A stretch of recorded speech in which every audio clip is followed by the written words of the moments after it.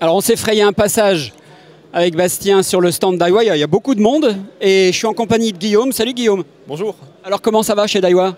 Ça se passe très bien, le salon démarre bien puisqu'on voit beaucoup de monde à l'entrée, donc on est prêt à les accueillir. Allez, on rentre dans le vif du sujet. Tu voulais me parler de tresses. Oui, exactement. On a pas mal de moulinets, il y a beaucoup de monde à côté autour des moulinets, donc je profite qu'il y ait un peu moins de monde pour l'instant sur les tresses pour présenter les nouveautés. Donc en fait, on a une gamme complète désormais. On a lancé les tresses 8 brins sur le marché, puis les tresses 12 brins, et ça s'est démocratisé. Désormais, on a une gamme vraiment complète, donc des tresses 4 brins en J-Bread aux tresses 12 brins avec Morzane et Saltiga. Il y a vraiment toutes les gammes, et toutes les tresses finalement sont qualitatives et ont différentes caractéristiques jusqu'au haut de gamme. Donc, en particulier, cette année, on a la J-Bread Grande, qui est une évolution de la tresse J-Bread qu'on connaît bien désormais. La J-Bread Grande, elle a une meilleure résistance à l'abrasion, une meilleure résistance au frottement. Donc ici sur le salon, vous avez la chance de pouvoir les toucher, sentir la glisse. Certaines tresses ont un revêtement silicone, certaines tresses sont plus rondes, notamment les tresses 12 brins. Donc j'en viens aux tresses 12 brins. Quand elles sont arrivées sur le marché, elles étaient très qualitatives, très haut de gamme. Désormais, on a renouvelé le produit, on a gardé la même qualité en baissant le prix.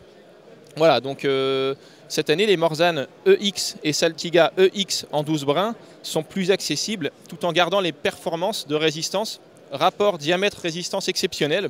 Il suffit d'aller voir sur le site Daiwa, de regarder les tableaux des caractéristiques, c'est vraiment bluffant. Et elles sont vraiment parfaitement rondes. Donc elles ont une glisse, une résistance linéaire directe qui est vraiment très importante.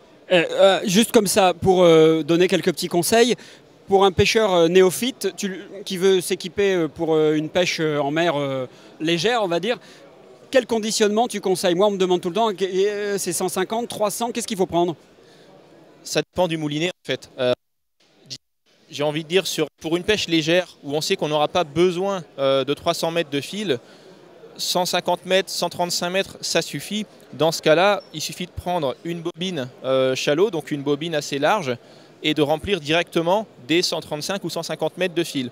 Ça suffit pour la pêche, puisqu'on est en pêche light. A priori, le poisson ne va pas nous embarquer 80 mètres de fil.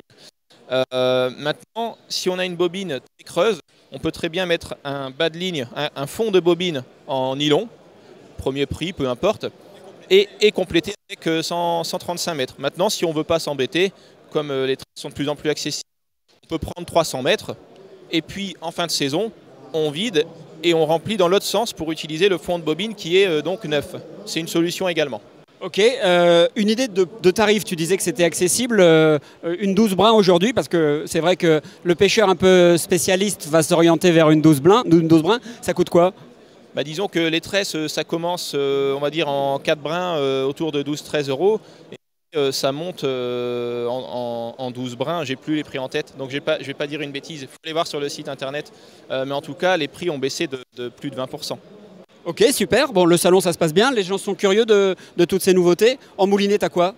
Il y a beaucoup de choses en moulinet. Alors, on a vraiment concentré sur les moulinets mer en particulier. Et on a mis les moulinets bait casting aussi en évidence. Et on voit bien qu'il y a un intérêt grandissant encore pour les moulinets bait casting, pour les pêches verticales, la pêche du lieu, mais aussi pour le lancer ramené. Ça, c'est quelque chose de récent. Le poisson nageur reprend du poil de la bête. On voit qu'il y a un intérêt, un regain d'activité pour le poisson nageur. Et les pêcheurs sont intéressés par le lancer ramené aussi en bait casting. Ne m'en dis pas plus, je reviendrai te voir pour les moulinets. Ça marche. Ok, à plus tard, bon salon. À bientôt.